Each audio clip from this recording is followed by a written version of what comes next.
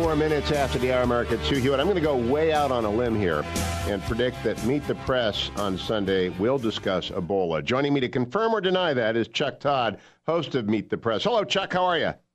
I'm great. How are you doing? Good. What do you think? Is Ebola going to come up on Sunday? Is Ebola going to, yes. I would say yes. Short answer is yes. And I think that, I tell you, talk about, as usual with this administration, 1 week too late. Finally, they sort of bring out the cavalry of trying to reassure the public about what is an issue with Ebola, what should Americans worry about, what shouldn't they worry about, putting out some agency heads to try to explain what's going on, what the U.S. response is. I'm wondering, where was this 10 days ago? Where was this 2 weeks ago? I don't know who they're going to make available to you this weekend, but if Thomas Frieden comes on, he is the least able communicator I've seen in a long time. Earlier today, he said to the New York Times, we wish we had a situation where we could say the risk is zero, but until we stop the outbreak in Africa, there's no way we can say that. That actually doesn't communicate anything useful to the public. No, not at all. And the fact is, look, I think everything I understand about this, everything that our medical team has explained, there's not a single Ebola case in this country, even rumored one, that isn't connected to somebody actually having been in the hot zone in West Africa. So I think, though, this sort of mercurial way that some of these agencies have answered questions, and frankly, it's all comes under the umbrella of C.Y.A., right? I mean, what you just described is an attempt by an administration official trying to, not get, if somehow there is an Ebola case that does come here that isn't connected to the hot zone, they don't want to, I guess, lose their job, right? That's their concern because they didn't explain it clearly enough. But I think that, there's a little bit of a panic. Trust me, I'm sure you're hearing from folks.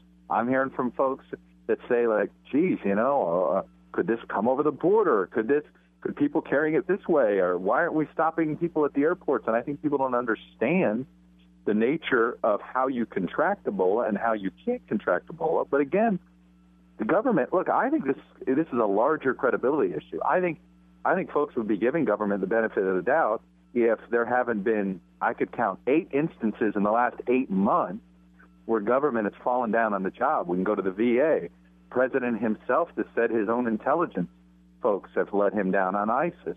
We've got the IRS and the emails. We've got, I'm leaving out a whole bunch of stuff here. I did the VA. Oh, the healthcare.gov. The IRS. We go right down the line here and sit there and you're just, it's no wonder to me, actually, I think, if the public is sitting there going, yeah, trust us, we're a little skeptical here because every time you assure us of something seems to slip through the cracks. Oh, wait, we forgot about the Secret Service. Yeah, that's it. And how can we forget? Just in the segment before you, Brian Westbury, very, very accomplished economist, very respected commentator on market, said he's lost trust in the ability of any government in the world to persuade him that they're telling the truth. Yesterday on this program, Kirsten Powers, she's a liberal. She's Clinton's communications team, said Obama's been a huge disappointment. He's not even in the same universe of competence as Bill Clinton.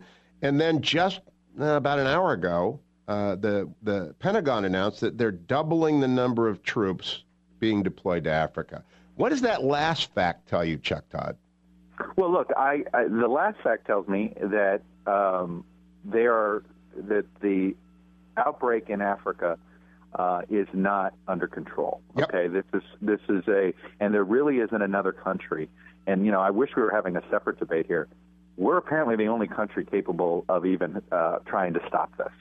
And obviously, if you don't stop it in Africa and you don't try to contain this as best you can, this could kill millions in that continent. And then you could have the type of outbreak that everybody's concerned about, could get over into Europe. And, then from there, Lord only knows.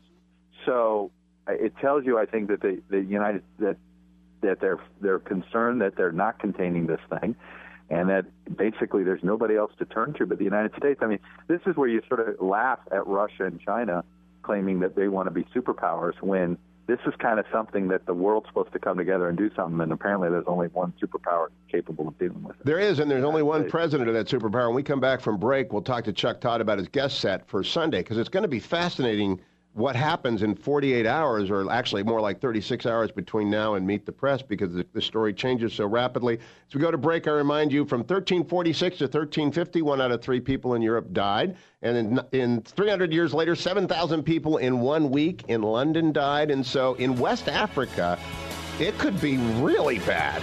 I'm not saying those are the numbers anywhere outside of West Africa, but I think that's why we're deploying double the number of troops we said we were going to do last week. Chuck Todd is my guest. He's the moderator of Meet the Press. I'll be right back, America. Stay tuned. Follow Chuck on Twitter @ChuckTodd. Watch Meet the Press on Sunday morning. Be right back.